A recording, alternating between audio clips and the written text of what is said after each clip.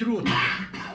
College کی سیاست میں ایک طالب علم کا نام تھا عبد الحمید. جی.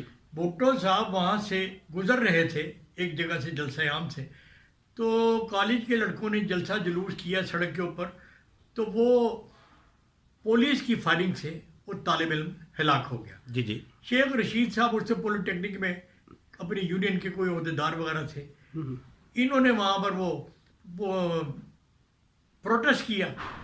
جی. اگلے دن تمام کالجز کی یونین جو تھی وہ اس احتجاج میں شریک ہو گئی. ٹھیک. اور وہ احتجاج بڑھتے بڑھتے بڑھتے ایوب خان کے زوال کا باعث بن گیا. اس کے بعد میں ایوب خان جب اترے ہیں, اس کے بعد میں پھر وہ یحییٰ خان آ گئے.